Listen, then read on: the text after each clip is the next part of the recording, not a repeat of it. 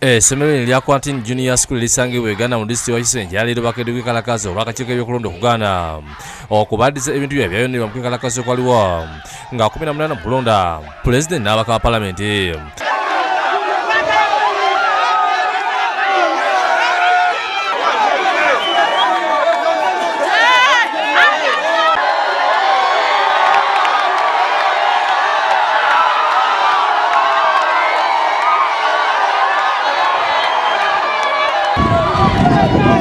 Bokede TV tukidde ku ssomero esanze nga abayizi n'abasomesa bakutte ebipande biwandiikiddwako ebigambo nga biraga obutali bumativu kubanga gavumenti ebayambye. Abayizi bano batambudde okwetoloola ekitondo nga bwe bayima nti banaakoma ddi obutafuna bintu byabwe.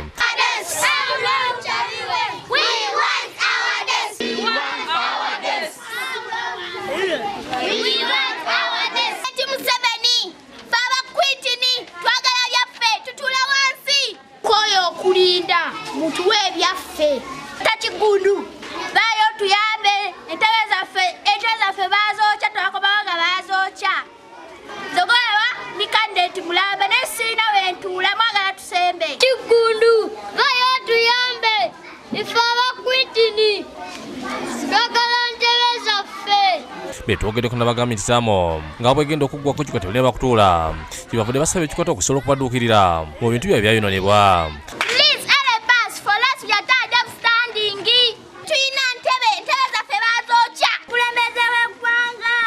Tukusaba tuddize entebe zaffe tetulina watuula tuwandiika tuyimiridde. N'abasomesa bategeeza nti kati abayizi baabwe tebakyakwata ebasomesebwa kubanga tebalina wakutuula ebintu byabwe ebyayononebwa. Bawandiika nga bayimiridde n'okuwandiika bubi ate ekirala batusuubiza nti bagenda tuwa ntebe tetulina. Banange nze nkooyo mukulu wange ow'essomero kuba nga nsuubiza nti buli kadde nti baleeta ntebe abaana n'okuwandiika obulungi tebakyawandiika bulungi n'abaana mu kirasi yange bakendedde. Banange Mr. Kigundu ne Museveni wamu banaye mutukolere ekisa mutuwe entebe zaffe banaye tukooyo okulinda okuvanga tulonda. Banange abaana bayimirira buyimirizi wansi ate si P2 yokka okuviira ddala ku baby class paka P7. Akulira essomero lino Hafsa Nasaka ategeeza nga kuli ebyokulondebwa Kisosa Alabukirwa bwe yabasaba ebbaluwa eraga nti bayononebwa ebintu byabwe era nakikola kyokka tannaddibwamu. Bulijjo bwe babadde nga balondanga entebe ze balonderako ziva ku Quintin Junior School n'olwaleero era twabawa entebe ng'era ze balonderako naye era paka tebasobodde kutuyamba tugamba tulinde paka tulinde. Tulina abantu abetuwa emirimu mu gavumenti bagamba teri mirimu ne tutandikawo emirimu abantu tubawe emirimu kati ssaawa zino essomero lijja kugwa ate era tutandika okunoonya emirimu.